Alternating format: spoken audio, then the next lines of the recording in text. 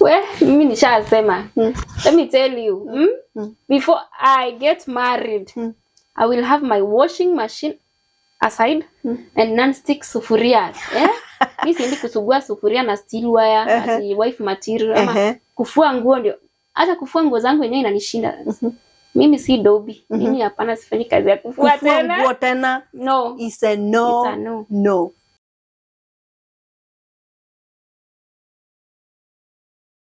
Hello, welcome to Victoria's YouTube channel. It's another beautiful day. We have an amazing show lined up for you. I'm the guest.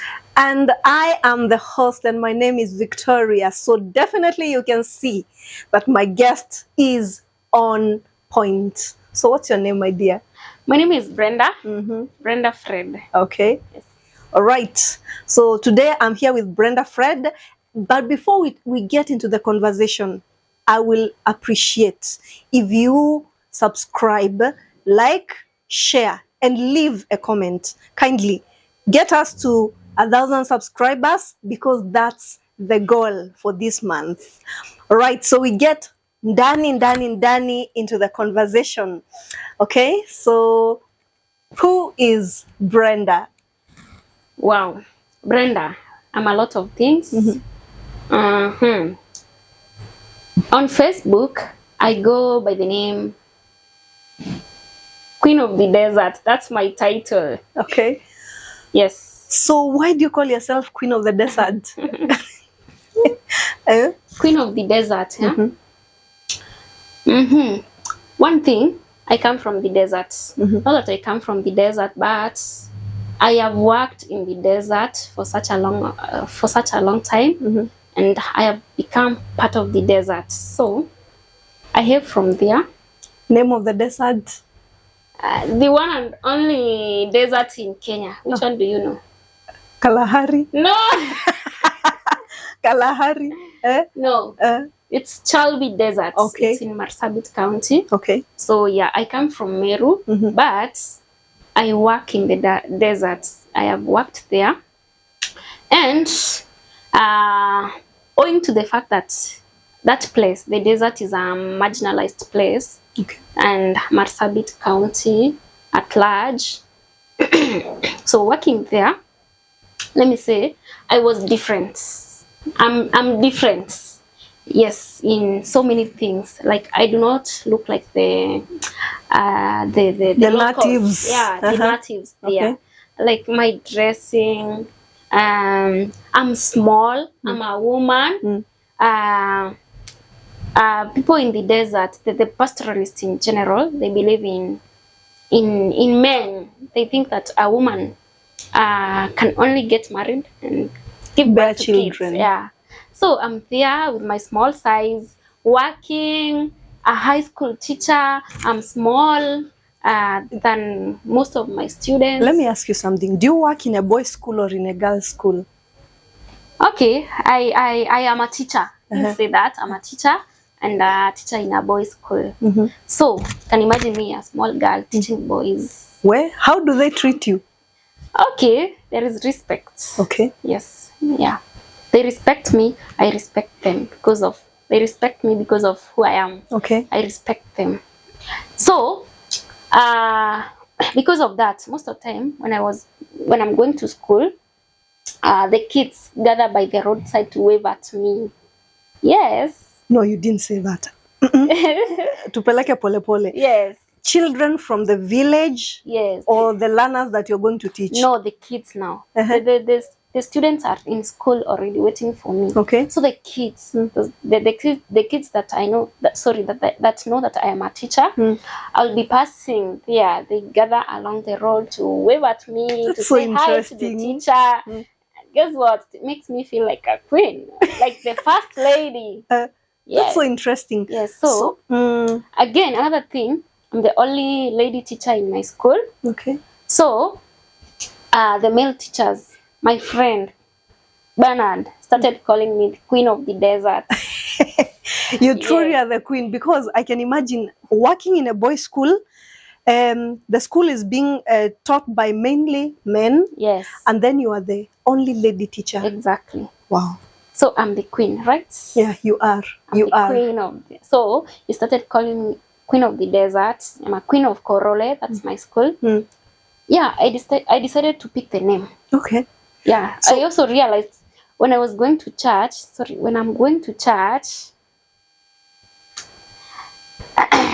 people from around other washirika wanaitwa aje, they come to see what I'm wearing.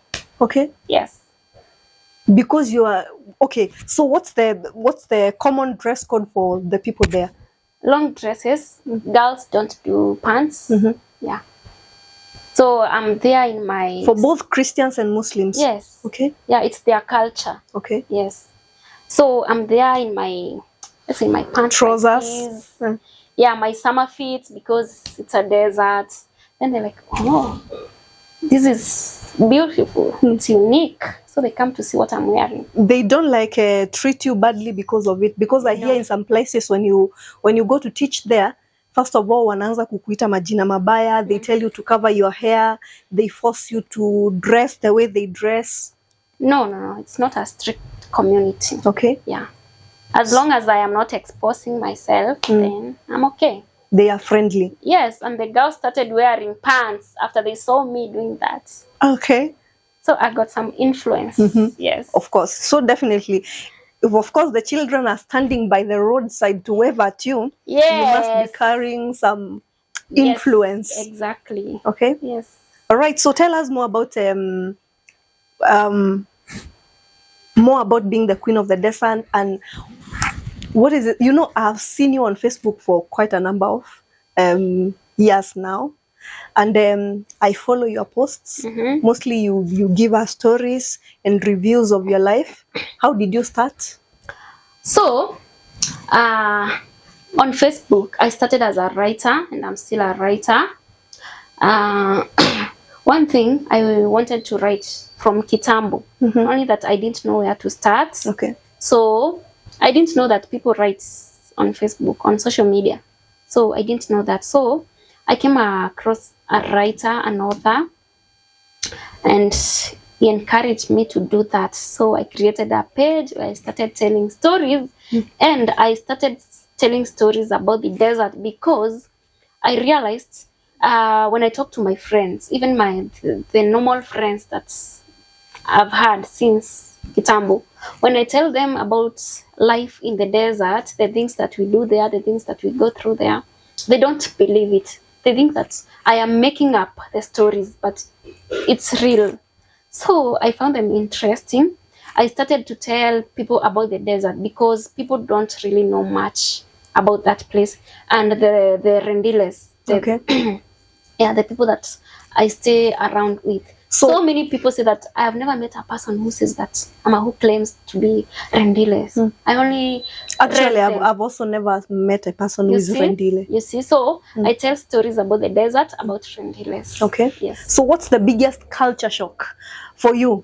From a person, one, you're from Meru, and of course these are people who are coming from a different linguistic group. People from a totally different culture shock kubwa kabisa. Okay, that one found me when I was in school, when I was teaching. So for those people, culture is above everything, comes before everything else. Not even religion will beat their culture. Yeah, but then you might find a family where some members of the family are Christians, others are Muslims. But the things that are their culture, their practices, they will be above the like they won't say that this thing is for Christians, or it is like there is this something that is called Sorio. Okay. It's like a Passover, and you know Passover and Christianity, right? See, it's in the Bible. So even if it is borrowed from that part of Christianity. Okay. The members of the family that are Muslims will not say that they won't come for that event because it's more of Christians. So they will just put everything aside, then do their thing. Even the thing of dressing. See, you people know that it is the Muslims that wear the long dresses. No, in the north, it's about culture, not about being a Muslim or a Christian. So you will go to that place and think that most of the people there are Muslims just because they are wearing long dresses. No, it's about culture. Yeah, and then for students, the students will not follow the school rules. Yes, when it comes to culture, everything aside, even the school rules, no, it will be put aside first. They serve their culture, then come back to school.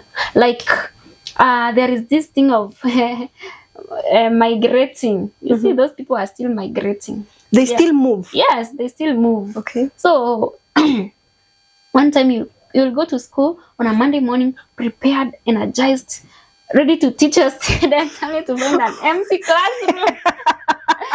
Unapata walihama kitambo. No, ukiuliza sasa, unaambiwa walienda kuhama. Leo ni siku ya kuhama. Leo ni siku ya manyata fulani kuhama. Okay. So wanafunzi walienda kuhama. They'll come back tomorrow or the day after tomorrow.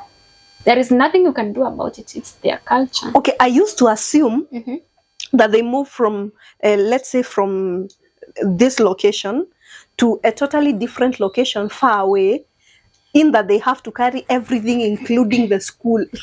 No, they don't carry away the school. They carry their manyata, everything else. And the population there is low. They are sparsely populated. So they might move far, but there is only one school around that place. Okay. So they will still be forced to come to that, commute to school. Yeah, that one school. But our school again is a boarding school. Yeah. Yeah. So they have been informed by the other members of the community that a certain manyata itakuwa inahama siku fulani. So when that day comes, they will go. Wanatoka tu shule ya boarding hivyo wanaenda kuhama. Yes. Kwanza shule yetu hamna fence. Okay. Most of the students huwa wanalala kwa manyata zao. They only come at 4 a.m. Okay.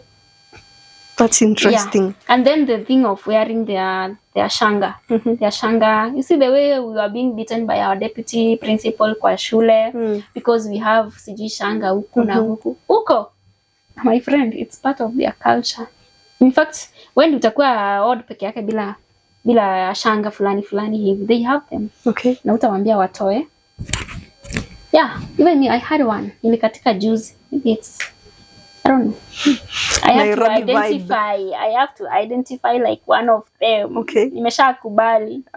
Okay. Yeah. Apart from teaching and writing, what else do you do? Okay. Let me say I am a tired teacher. Okay. Yes. Like, I don't think I'll be in this career like in the next few years. Yeah? I'm tired. Desert life is not easy. Okay. And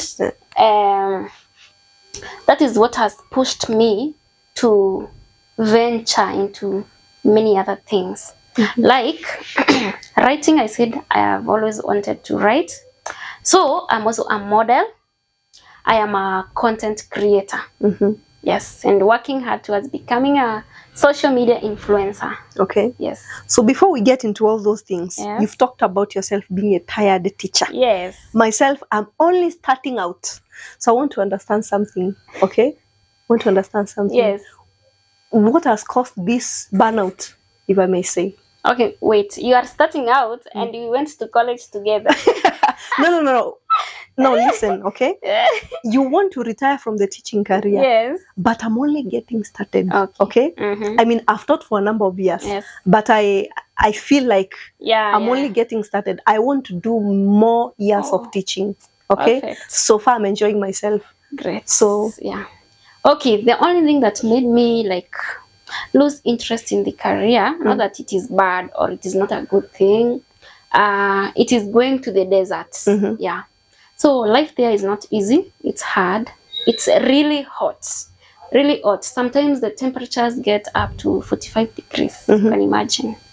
Very hot. Burns my skin out. By the way, I had a very big hyperpigmentation. Yaka kaholde kamesaidia tu kidogo nikapata tu mwangaza kidogo. Otherwise.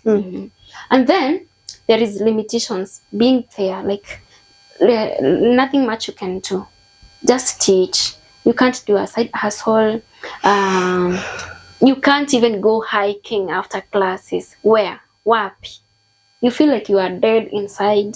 So it's boring. There are so many things that I want to do when I'm there, but because I'm limited, no time, I can't rush out of Marsabit County and come to Meru over the weekend. If I want 2, 3 things, then go back there.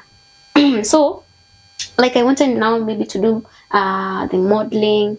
It becomes even difficult, right? Maybe hata nimefanya your modeling, then there is a gig over the weekend. Imagine rushing to Nairobi. You cannot even say I'm rushing to Nairobi. How? It's not even possible. You are going to miss work like for 2 days. Okay. Nani atakuwa anakubalisha ufanye hivyo kila wakati? So the urge to explore other things, yeah? Na hiyo kusikia ni kama nimefungiwa for a very long time. Now imefanya I want to quit like this career. Niachane nayo kabisa. I feel like I have done enough. Then the suffering that I have gone through there kwa the hands of my employer. Like I feel like I am just a slave. No freedom. Nothing I can do. That's why I even wrote Teachers Suffering Commission. TSC. Teachers Suffering Commission. It is not service anymore, guys. Yeah, it's suffering. Suffering. So yeah, now coming to the writing part of it, I'm a writer. Not just a writer. I have an anthology of short stories. But it's a soft copy. I sell online to my fans, my followers, my friends, and all that.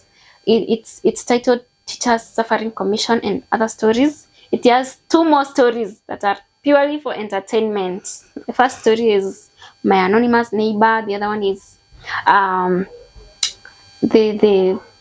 nimesahau kitabu yangu. Wewe umesoma inaitwa nini? Sikumbuki. Mkumbushe. Oh my God. Look at this one. It is I'm called sorry. the okay. My God, what is Okay, the other one. Hapana, lazima tuitaje jina. Okay. The Agony of Culture. Yeah, it talks about the culture of Rendiles. Like I told you, I've become part of them. Many people claim that they do not know them, and these people have got a very, very deep culture. So vile niliona their culture, a big part of it ni ile inafaa kuwa abolished. Like the girl child is suffering sana. So I wanted to write something about Rendile culture. Talks about a girl who suffers a lot in the name of culture. Yeah. Do their girls go to school? They do, but they only go there to pass time, if I may say so. Yeah, most of them go there. They are waiting to have their boobs and their hips and get ripe for marriage. Then they get married. Do they practice FGM? A lot. The government has fought that. Imeshindwa. AMREF imepigana na hiyo kitu. Bado inafanywa. So let me ask you something. Yes. Now that you've been living with them, what do they say about FGM specifically? Because I know some of these things, the reason why they cannot be fought from outside is because there is a deep belief system around it. So what do they say around the matter? Okay, they say that if you have not undergone FGM, you are not a woman enough. Yes, and for you to get married, you must undergo it. So actually it is the women even encourage it. Yeah, they do it. Now that the government is fighting it and even the AMREF is there fighting your FGM, but they have that project that is called Kota Injena. Kuja tuongee, that's Borana. So they come talk to girls about the FGM, the disadvantages, blah blah blah. But imagine they will still do it wakiwa wamejificha kwa nyumba. The girls will be hidden huko kwa nyumba. Do we have a percentage that does not? Ama wachache sana? Kidogo sana. Na maybe it's the kid herself, the girl herself. Ameshaona, maybe amekuwa exposed, ametembelea maybe ametembelea the relatives, maybe in Nairobi, Meru, akaona that the women don't practice that. And they are normal women in the society. So mwenyewe akasema hataki, and then now they focus on education. They know they can do well out there. They can study, they can become important women and influential women in the society. They can speak against it. And yeah. Okay. Yes. I really feel for those girls. Me too. Actually, I call myself Queen of the Desert because I want to leave a legacy there. Yeah. That book, I will write a book. I'm writing it actually. A book now. See all these stories. Short stories. I will write a book, and that book will be dedicated to Rendile kids. Yeah, because those kids go through a lot, and they need people to mentor them, people from outside, to show them that there is life. Najua for the period that I've stayed there, ni kama there is no life outside that place. When you are there, you are just there. So kama they are in total darkness. Exactly. And then they don't have many people from outside to come and join. Exactly. Because I remember you mentioned something about wearing pants, trousers, and they see that, and a number of them are now embracing that, okay? Yeah. So I'm thinking perhaps if they were to see a number of other outsiders, women living fulfilled lives without having to undergo the cut, perhaps they would change their mindset They on just the same. Need someone to show them. Yeah, because there's something about fitting in the community. Exactly. Yeah.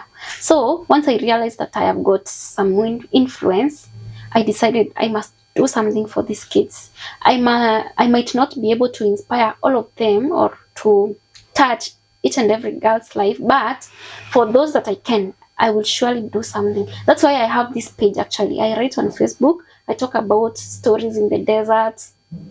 I tell them the problems that I go through happen so that they can see. And then I want to quit even this career and do other things out there to show them that you are not limited.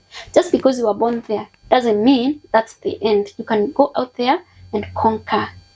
Yeah, I want to show them. So books, I've got a way of touching lives and even do they have access to social media? Yeah, they have. Okay. Yeah, there is internet connection. They see their brothers or their sisters. They are the bigger ones. With phones, with social media accounts, so they are able to access it. So if they know that I'm doing something like that, I preach such, then they can follow. They see me there. True. Yeah, they interact with me. They ask me questions. Yeah. Okay. I know I can influence them. Then the book that will be specifically dedicated to those kids, I will make sure that that book is donated to those politicians and other big people. They will buy the books and donate them to those schools so that the kids can read them and get inspired. Yeah. That's a beautiful initiative. Yeah. And I'm sincerely hoping that they can, I really don't know, but I feel mostly in most communities, the older women, and I'm sorry to say this, the older women are mostly notorious for forcing a culture, a derogative culture on the younger girls, cultures that pull them back. Okay. Let me share something with you. Yes. I remember when I was younger, before my grandfather passed on, he used to tell me that in the Meru culture, there were some, they're called iron bangles. In my mother tongue, we call them matrutia. I'm sure you've heard of it. Matrutia. Yes. So he used to tell me that the matrutia used to be very heavy, okay? And the women used to tell the younger girls that they are for beauty. Okay, they were supposed to be for beauty, but they were so heavy. Imagine. They were so heavy, and the main reason why this matrutia was so heavy is so that if a man hits you, you cannot return back. What you are wearing is so heavy. That's my grandfather who told me that they were so heavy that if you are hit, you can't return back because what you are wearing is like pinning you down. Okay. Then I remember my grandmother telling me at some point, don't get a lot of education. Utakosa mtu wa kukuoa. Yeah. And then my grandfather on the other hand tells me, wewe soma, mwenye anakutaka atakuoa, mwenye akutaki akuondoke. And then I'm like, So this is a man's perspective, but this is a woman's perspective. So FGM and other cultures that return us back, imagine, are mostly championed by women. And it is sad. Can I tell you something?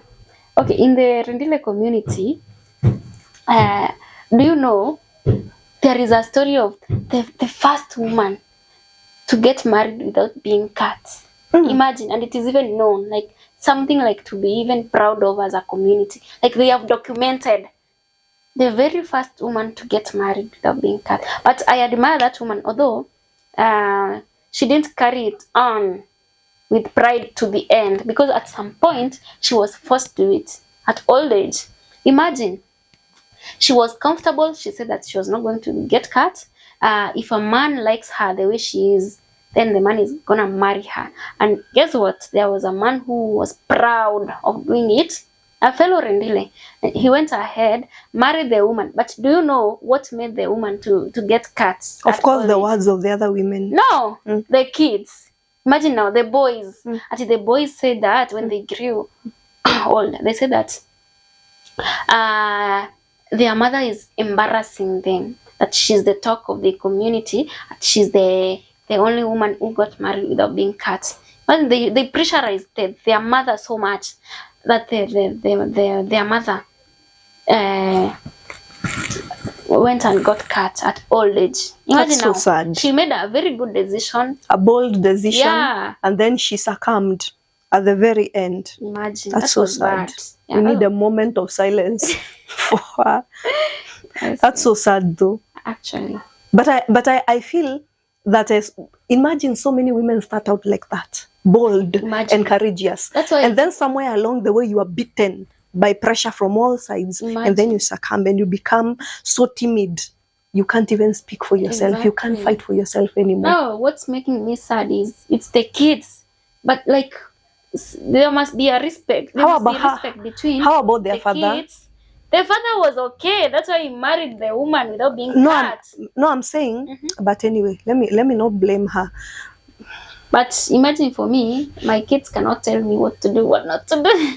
Imagine, kama nimeamua sifanyi wewe, jipange. Me, I will go and marry your girl who's cut. Yes. I'm somebody's wife. Yes. Respect that. And I'm even your mother. Imagine. That was bad, by the way. Anyway. So, the women, they sneak the young girls, imagine, to the manyatas, and they do it. Lakini what tunajua tu, because I told you that their culture is deep. Something small happens and you have your hair cut. Yeah, your father dies, you cut your hair. Your mother dies, you cut your hair. So many things are associated with their hair. So as a girl, you get cut. And you also cut your hair. Sasa after some time tukiona msichana amepotea shule alafu atokelezea na nywele fupi, tunajua huyu ametoka kufanyiwa ile kitu. Yeah, so they will hide it, but we will still see it. It will so definitely get to be known. Yeah. How I wish this culture of FGM will end and be a forgotten story. I don't know, unless they decide, and it must start with the girls. That's why I like talking to the girls, telling them it will start with you. Yeah. The decision that you have made for yourself. Yeah, who you believe you are is exactly whom you will be. Yeah. Don't expect or don't wait for the community, your family to tell you that you are this, you can't do this, you can't do that. So it must start with you. You have to be bold, you have to be strong, make your own decisions. Yeah. True. Yeah. So apart from writing and influencing the community, yes, what else do you do? Well, I'm a model. I am a fashion enthusiast. The Kimeru in me has refused. Enthusiast. Yes. By the way, kwanza saizi tumetoka holiday. Nakwambia iko ndani kwa wingi. I am practicing the way I will go back to school. Najaribu kuongea Kizungu.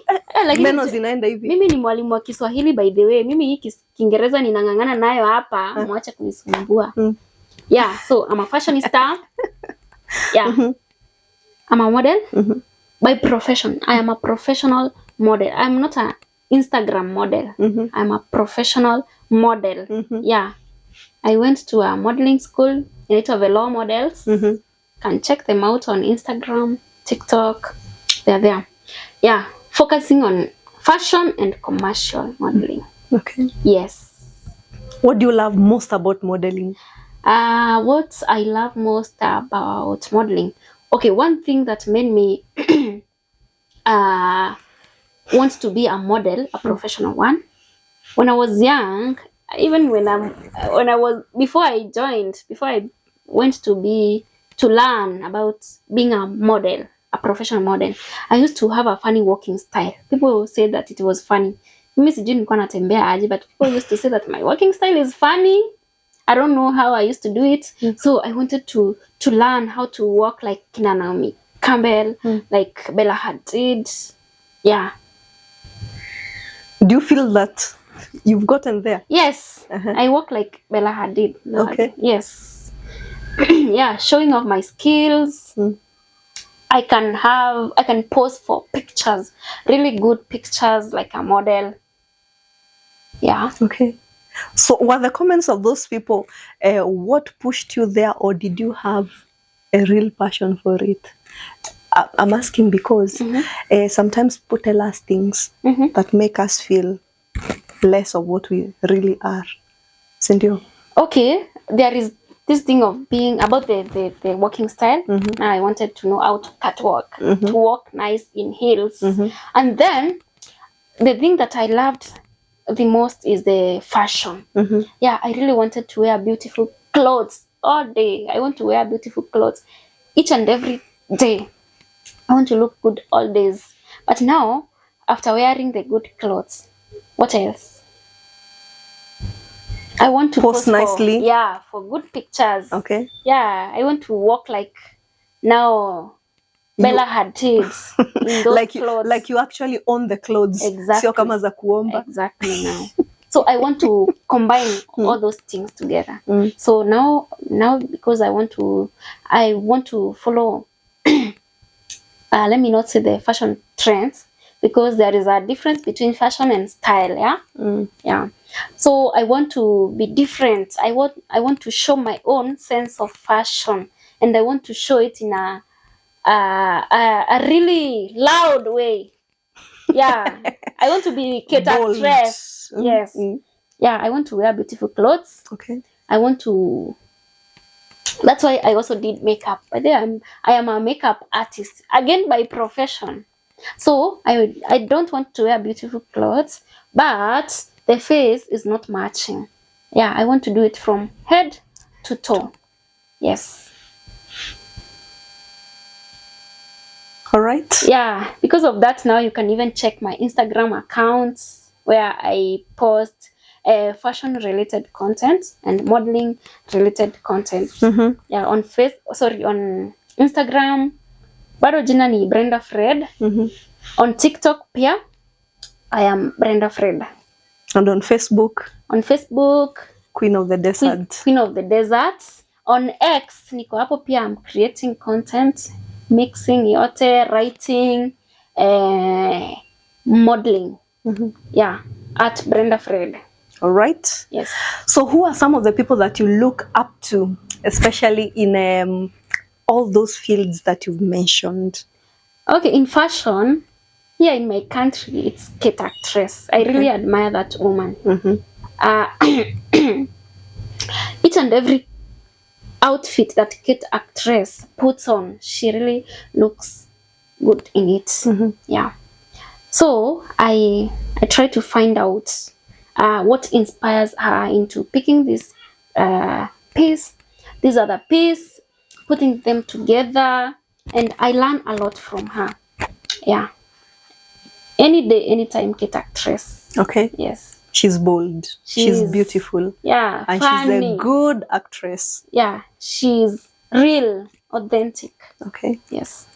All right. So to more, to know you more. Yes. I want you to tell me something fun. Okay. So what's your personality? My personality. Wacha kuniuliza maswali magumu. Sasa maswali magumu aje? Sasa si nishakwambia, if I tell you I'm a model. Sasa wewe my personality, hata wewe nikuulize pia wewe, hebu nipe Mkenya. Personality yako? Yako, sema yako. Yangu? I'm an ambivert. I'm not an extrovert. I'm not an introvert. Yes. Niko hapo katikati. Okay. Yeah. So I'm not hidden completely. Neither do I want to go out all loud. Okay. Sometimes I have, like here on the camera, sometimes I have to like force myself to be here. I'm more like I want to stay hidden. Sometimes I also want to be here on the camera. So it depends on the days and the times, and depending on the mood, and then a number of other things. Okay. Na wewe? Sasa wacheni niwaambie, let me tell you something. Ni pesa sina. Aki wewe pesa nikikupata. Yeah, nitakufanyia ile kitu. I'm an extrovert. Okay. Maybe I will be loud on my social media platforms. Instagram, TikTok imekoma kidogo kwa content because acha nitafute camera. Hata nguo niko nazo nyingi sana zenye hata sijavaa. Let me get the camera. I'll be there every day. I'll be loud. Yeah, writing. I write already. People say I'm naughty. I'm crazy.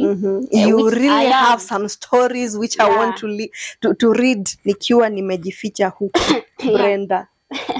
So, maybe I'm outgoing. Okay. Yeah, I'm outgoing. So if you read my stories, I'm naughty. I won't be afraid of telling you that.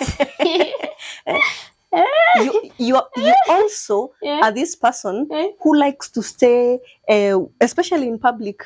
Unatakanga tu ukue yule mse uko kwa kona fulani, you're observing what everyone else is doing, and then in the evening you document everything you saw. Okay, let me tell you something now. Mimi, I'm a lot of things. It will depend on the event. Like one thing, mimi kama nitakuja kwa event yako, I will dress to the occasion. I will be myself. I'll bring the energy. That's why I'm telling you, nikidogo tu I start charging for event appearance, because the kind of energy and vibes that I bring there. Si mchezo. Because one thing, if I come to your event, like I am feeling it. Umenialika graduation yako, I am your friend. Yes, I'll come. I'll bring the energy, everything. Because you love being there. Yeah, so I'll be there. Vile tu nitaapia, you'll see me even before I say something. So actually I'll be trying to like be like this. Nimenyamaza tu, but mimi hakuna time nitakaa nimenyamaza. Mimi nitaongea. I will do everything that is supposed to be done. Baadaye, if there will be something to write about, I will write about it. Okay. Content. Yeah, I will be loud. Okay. Mimi nitanyamaza tu if I don't like you or don't like being around you. That's sad. When you don't like a person, you become an introvert. Yes. When you like them, nitakusumbua. Umejitolea kabisa. Another fun question. What's one thing that would surprise us most about you? Hakuna. Nyinyi mnanijua. Tunakujua nje na ndani. Yes, you know me. Unless if... Honestly, me, it will take a very short time to catch up with me. Yeah. Yeah, mimi niko tunaongea. What else? Sasa, unless... Nikwambia nini sasa? Unless if you don't know me, nikwambia I am a teacher. Yeah, people say that I'm in the wrong career, and I think so. I'm in the wrong career. I think you're in the right career. Really? Yeah. Okay, I don't know. You do your job so well. Unafundisha watoto, yes, I do. Unajitolea pale. But anyway, it's all about how you feel about them. Okay, tukipatana pale nje, if you didn't know me, you won't even think that you will not even guess that I am a teacher. Yeah. Yeah. You will think that I am in this industry that I am now coming into. Okay. Yeah, the modeling industry. Yeah, a journalist. You will think that I am a journalist. No, I'm not a journalist. I am a teacher. Nikikwambia I am a teacher, utashangaa. Yeah. So I think that's one thing that people get surprised about me. Okay. Another fun question. What's the most ridiculous thing you've ever done in the name of love? Hapana, hiyo naye lazima niulize. Oh, Mimi, do you see me documenting my stories about love uko kwa social media? Achana social media. Sasa hapa tuko kwa my media. Hii ni television yangu. So tell us, what's the most ridiculous thing you've ever done for a man in the name of love? Before I say that, okay, let me give you a hint. Unaona on my Facebook page na pia on X where I mostly write. Unajua there is this thing yenye watu wanakuuliza sana. Ukishaanza kuandika, hizo story ni za ukweli ama ni za uongo? And I like it when people get confused kwa sababu inamaanisha I'm doing a good job. Okay. So they look so realistic. Yes. So I decided on Sunday I'll be doing confessional writing. So anything that you see on Sunday, especially on Facebook, na hapo chini nimeka confessional writing. Yeah, that's a true story. A true story. Okay. Yeah. So unaweza enda uangalie hapo, but umeniuliza nini, nimesema that's my media and you must respect. Ama tufukuze. Hey, surely. Unataka nirudie swali tena? So what's the most ridiculous thing you've ever done for a man in the name of love? Oh my God, unipatie tishu niliako. Unaonekana ulifanya mavitu wewe. Victoria, mimi nilikunja mgongo yangu nikafulia mwana. Ukafua safko. Nilifua safko na zile zingine zilikuwa zinaitwa nini? Side pocket. Na zingine nikikumbuka nitawaambia kwa kama mimi nilifua nguo. Can you imagine? Victoria, nilifulia mwanaume nguo. Sitawaifanya hivyo tena. Tulieni please. Na wewe tunataka kulia kwanza. Wacha tulilie yako. Na bendera ishushwe nusu.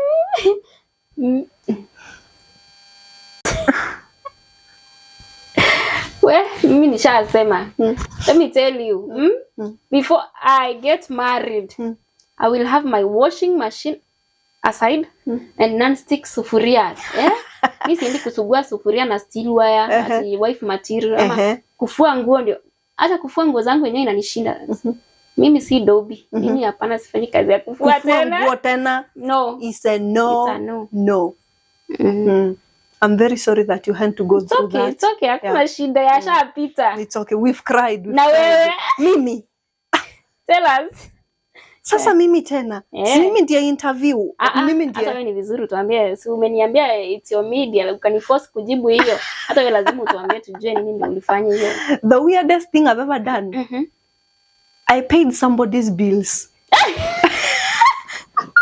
Afadhali mimi nilifua nguo. Mimi hata sikufua sana. And by bills I mean transport. Nikalipia mtu transport. Kwani ilikuwa ya kutoka wapi kwenda wapi? No, ilikuwa nyingi. Kutoka wapi? Ilikuwa nyingi, wacha nikwambie. From where to where? Wewe usije ukataka kujua ni kutoka wapi kwenda wapi. Gani? Acha nikwambie nililipa 2,000. You are stingy. Show men love. Show men love kitu gani? Hao watu wanahitaji love kweli? Anyway, I'm sorry guys. You need love. I'm a girl who loves men. But anyway, even so, nikiwa nawapenda vivyo hivyo tu, mimi sitakulipia bills and by the way hata nishaifua nguo. Kwanza mwingine hapo karibu hata anipatia heart attack. Hebu ngoja nikuulize, ulilipia mwanaume fare ndio atoke kwake akuje kwako? I think we need to end this conversation at this point. No, tell us. Unajua inaweza kuwa tofauti. Hapana. Like mimi tulikuwa tumeenda mahali, okay? Tulikuwa tumeenda mahali. Akaniambia, "Oi, lipa wewe, nitakurudishia." Nikalipa. It was like that. Nikalipa. Mpaka leo na ngoja nirudishiwe. So bad. Sikiza wewe ndugu. Sikiza na usikize vizuri. Yamepita. Anyway. Anyway. Okay, hata kama tumesema tulifua, it doesn't mean we can't do that. Ama we can't show our men love. Msituchukulie kama toxic women, no. Mimi I will spoil my man. No, a man has to be spoiled. Yeah. But let me tell you something. There are qualities that I'm looking for in a brother before I start spoiling him. Siwezi spoil mtu ambaye ameamua kunivunja moyo. Yani his primary purpose is to break my gentle heart. Okay. Alafu mimi sasa niko hapo na kuspoil kama wangu, kama hakuna kitu kama hicho. I'll chase you away. Like, okay, mimi I love my men uglier. Kama unajua uko hivyo, kuja tutaelewana vizuri. Repeat that. Ugly. Yeah. Mimi sitaki handsome boy. And then handsome boy, tu ndio wanakuomba fare. Hao ndio wanakuomba pesa, wanakwambia lipa bills. My friend, usikia Shonaro alisema aje? Wewe na handsome boy wako mtakoma Githurai for 10 years. Na yeye mbaba wake mwenye ako na pesa na hana sura. Huyo mimi nataka huyo mwenye tutasumbuana. Mimi I'll be a princess. Napeleka shopping na nunua manguo. Anyway, for the sake of sanity, I don't think I have any desire to wake up at the middle of the night to look at someone who will shock me. Mimi hapana.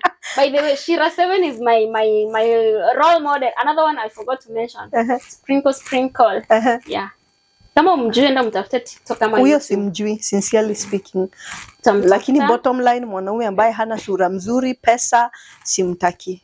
Mimi bora uko na mimi pesa. Mimi kuteseka nishateseka ya desert. The suffering that I have gone through in the desert, that harsh environment, plus the employer. Nishamaliza part yangu ya kuteseka, my friend. Nimeteseka sasa. Mimi I want soft life. Okay. Soft life. Kama ni kuteseka, wacha niteseke nikiwa peke yangu. Si eti tuungane tuteseke pamoja. Mateso ya muungano. Sitaki. No, sana. It's okay. Yes. Guys, I'm also not ready to suffer anymore. By the way, mimi nimeteseka vya kutosha. Huyo kijana ambaye ni anyway, wacha niachana. Nikikumbuka hivi tu, moyo unaanza kuchemka. But let me leave that brother alone. Okay. But anyway, since that man taught me a lesson, I'm not about to be taught another one. That's good. Hiyo nimesha learn lesson yangu, nisha cover syllabus, nisha revise pia, nimesema asante, nimerevuka sasa. Yeah, and you have your certificate safe. Yes. Sijaisikia mtu hata imelaminatiwa certificate 2 for the same course. Sijawahi sikia so. Hata imelaminatiwa. Exactly. Safe. Moyo wangu. Pole. Ni sawa tu. Mimi mateso yangu ni huko desert. Sasa mimi cannot bring soft life. Anyway, ni sawa. Okay. So Brenda, do you like to add something else to the conversation? Okay, maybe what I can say. Guys, follow me on my social media pages. My name is Brenda Fred. That's my art. Hata kama on social media account unaweza pata username is different. Like on TikTok, my username is Fashionista by Day, then at Brenda Fred. On Twitter, on X, I am writer by night at Brenda Fred. So the reason as to why I use that, it's because sometimes people after reading my stories, they tell me, I need to be a full-time writer. You are a good writer. You can do that. No, me, I can't be a full-time writer.